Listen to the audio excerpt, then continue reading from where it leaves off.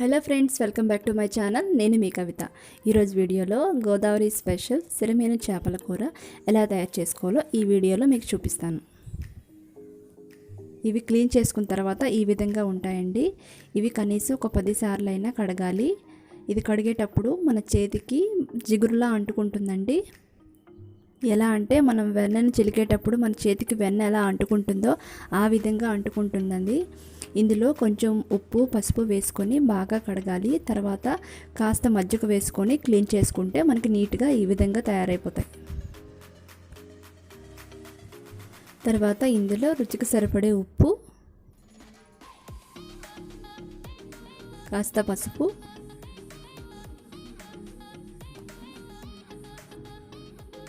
అలాగే 2 స్పూన్ల కారం వేసుకోవాలండి. కాస్త కారం ఎక్కువగానే వేసుకోవాలండి. కారం ఎక్కువ వేసుకుంటేనే కూర టేస్ట్ బాగుంటుంది. ఇందులో నేను మసాలా కారం వేసుకున్నానండి. ఈ మసాలా కారం ఎలా తయారు చేసుకోవాలనేది వీడియోని నేను డిస్క్రిప్షన్లో మెన్షన్ చేశాను. మీకు ఎవరికైనా కావాలనుకుంటే చూడండి.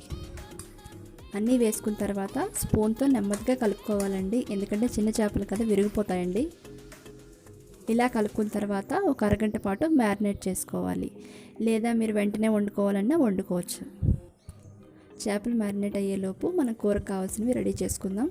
చిన్నగా కట్ చేసుకున్న ఉల్లిపాయ ముక్కలు, టమాటా ముక్కలు. టమాటా ఆప్షనల్ మాత్రమేనండి, వేసుకోకపోయినా పర్వాలేదు.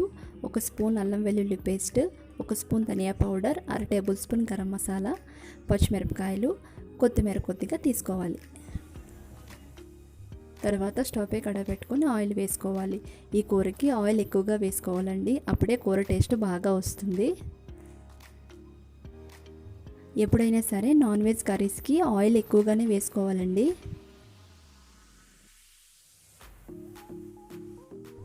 ఆయిల్ హీట్ అయిన తర్వాత పచ్చిమిరపకాయలు వేసుకోవాలి. ఈ పచ్చిమిరపకాయలు చిటపటలాడే వరకు వేయించుకోవాలి. తర్వాత చిన్నగా కట్ చేసుకొని ఉల్లిపాయ ముక్కలు వేసుకోవాలి. ఈ ఉల్లిపాయలు చిన్నగా ఎందుకు కట్ చేసుకోవాలని చెప్పానంటే, మనం తీసుకున్నవి చిన్న చేపలు కాబట్టి చేపలకు సరిపడేలాగే మనం ఈ ఉల్లిపాయ ముక్కలు కట్ చేసుకోవాలండి. ఇలా కట్ చేసుకుంటేనే ఉల్లిపాయలు తొందరగా ఫ్రై అయిపోతాయండి.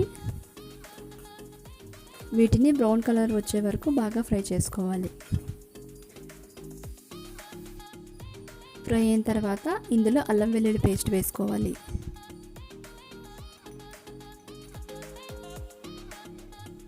అల్లం వెల్లుల్లి పేస్టు పచ్చివాసన పోయే వరకు బాగా ఫ్రై చేసుకోవాలి.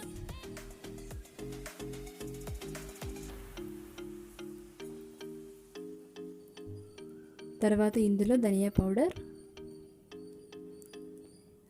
అలాగే గరం మసాలా వేసుకొని ఫ్రై చేసుకోవాలి.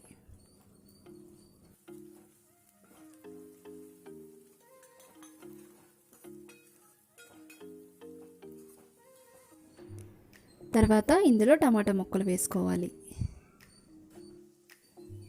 ఈ టమాటా ముక్కలను ఆయిల్లోనే బాగా మగ్గనివ్వాలండి.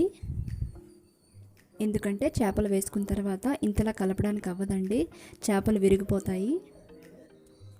ఇంకా ముక్కలుగా ఉన్నాయి అనిపిస్తే గరిటెతో నొక్కేసుకుంటే సరిపోతుంది.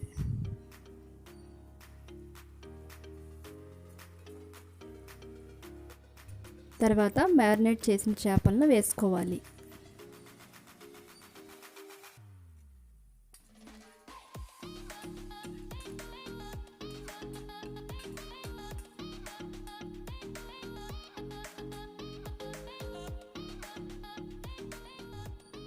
వేసిన తర్వాత నెమ్మదిగా కలుపుకోవాలి.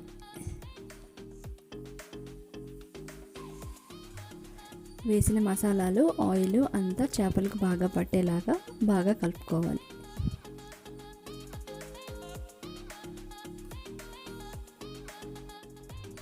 గరిటెతో కలపలేమో అనుకుంటే ఈ విధంగా తిప్పుకుంటే సరిపోతుంది.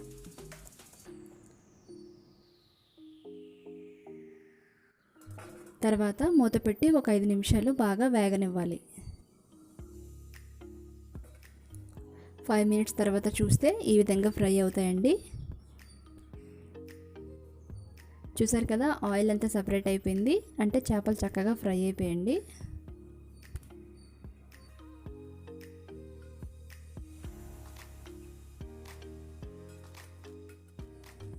తర్వాత ఇందులో మనం మ్యారినేట్ చేసుకున్న బౌల్ ఉంది కదా, అందులో కాస్త వాటర్ వేసుకొని ఇందులో వేసుకోవాలి.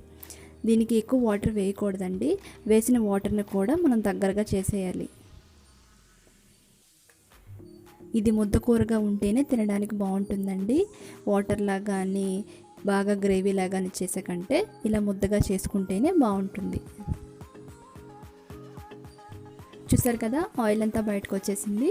ఇంకోసారి దీన్ని నెమ్మదిగా కలుపుకొని మరో 2 నిమిషాల పాటు ఉడికించుకోవాలి.